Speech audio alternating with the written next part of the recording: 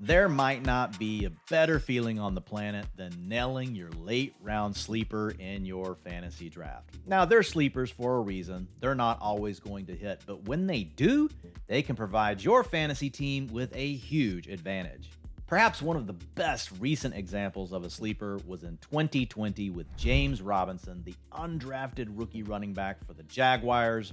Not someone that many people were drafting, but late in the preseason, we started to hear whispers that maybe Robinson was going to be the guy. If you picked up on that and you drafted Robinson, you ended up with the RB7 overall and a top 20 performer across all positions. That also likely made your fantasy team a juggernaut in the process.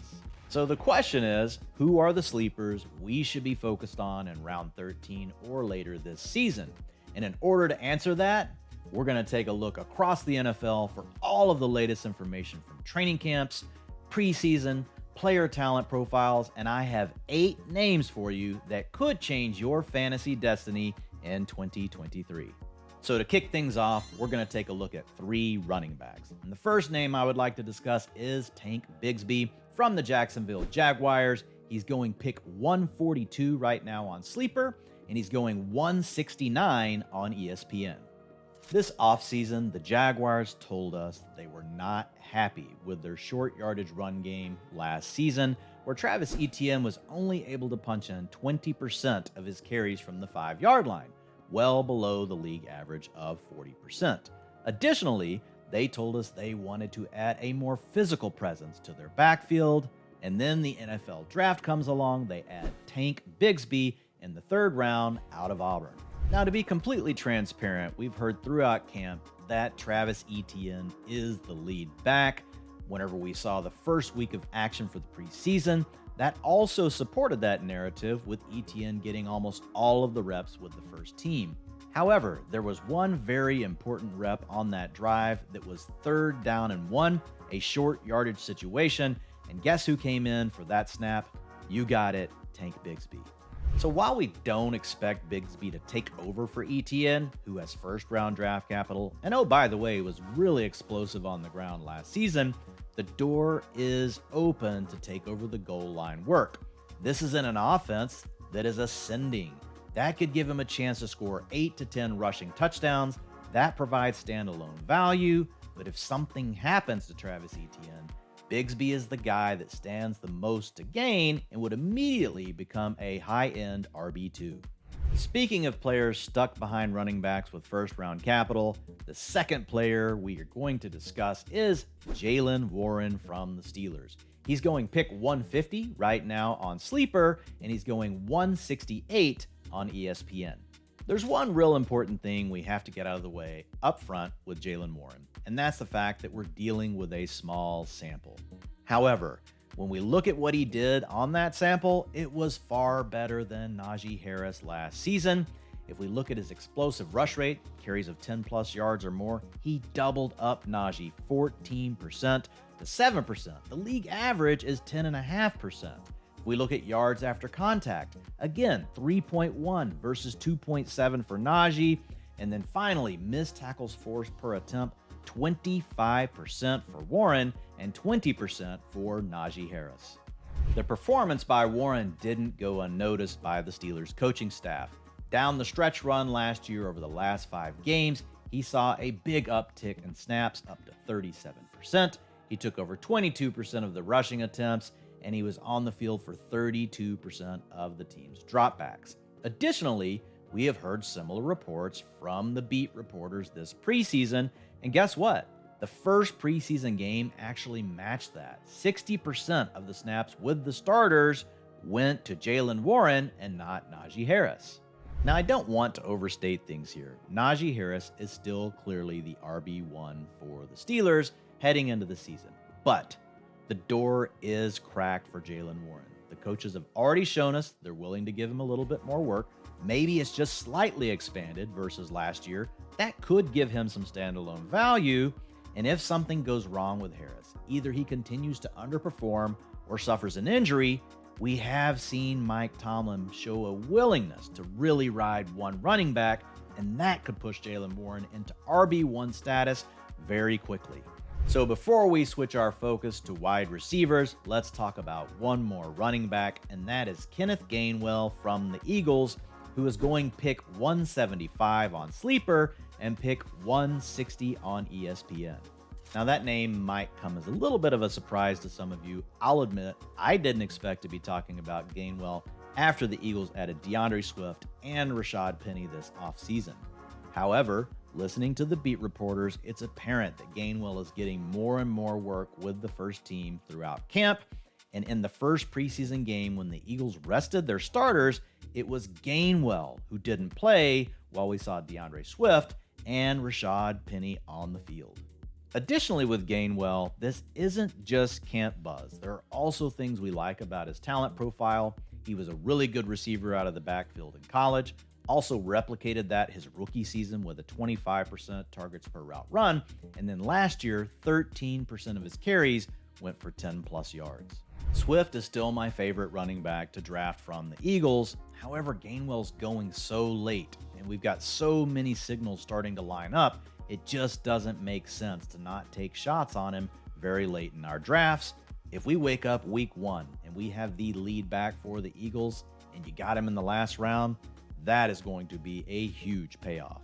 So now let's take a look at 3 wide receivers we can target later in our drafts. Number 1, Nico Collins from the Texans. He's going pick 153 on Sleeper and 163 on ESPN. The first thing to note with Nico Collins is the fact that he improved as a target earner in year 2, moving from a 16% targets per route run to 22%, which is wide receiver 2 worthy. The other thing you got to look at here is the depth chart for the Texans. Robert Woods is a starter. He got to rest with the starters in the first game of the preseason, but he's 31 and a half years old. He's probably not going to demand anything more than 18 to 19% of the targets. And while there's a lot of love for Tank Dell, he performed well in the first preseason game, he's only 165 pounds, so the team's going to have to get innovative. And then we have John Mechie, who's primarily playing out of the slot. That leads me back to Nico Collins. He's probably going to be on the field in 2 wide receiver sets, and we did see that in the first preseason game. He was out there for 86% of the routes. In that game, he also tied Tank Dell for the team lead with the starters on the field with a 25% target share. All of these factors combined to make Collins one of my favorite late round wide receiver picks in 2023. My second wide receiver sleeper is Jonathan Mingo, the rookie for the Panthers. He's going pick 145 on Sleeper, but he falls to 170 on ESPN. While Mingo was not a high-end performer in college, as far as being a target earner, he was still an explosive playmaker, and that makes him a boom-bust profile that I'm willing to bet on very late in drafts. Do you know why? Because his closest comp in the model at the ceiling was DK Metcalf, another Ole Miss wide receiver. And while that's not a perfect comparison, because DK Metcalf had to deal with A.J. Brown playing alongside of him, Mingo never had that kind of competition. He's a guy that other people that I look to in the industry also like, namely Matt Harmon, who named him one of his favorite wide receivers to have a shot to break out in the second half of 2023. And Mingo's game aligns with Bryce Young. In college, Young was one of the more accurate deep throwers, and not just that, he has the ability to improvise, create outside of structure, buy time in the scramble drill, and that is going to give him time to hit the deep ball to Mingo. And when we look at this depth chart, Terrace Marshall has already proven to be a bust. First week of the preseason, we saw Mingo get more time with the starters. He's on his way to one of the starting positions for the Panthers, and I would much rather take him versus some of the veterans later in drafts that just don't have the upside if we get it right. And that brings us to our third wide receiver, Marvin Mims of the Broncos, who's coming off the board at pick 207 on Sleeper and going undrafted over at ESPN. Mims got a lot of love from the Fantasy Life wide receiver rookie supermodel. Despite going late in round 2 of the draft, he scored similarly to first-round picks. In fact, he came in at the 79th percentile, which is ahead of first-rounder Zay Flowers. Unfortunately, Tim Patrick injured his ACL this preseason. He is now out for the season, and the door is wide open for Mims to take over that number 3 wide receiver role. And he is a great fit for Russell Wilson. Mims specialized on hitting the deep ball, specifically deep crossers, a route that made Tyler Lockett and Russell Wilson such a great connection in the past.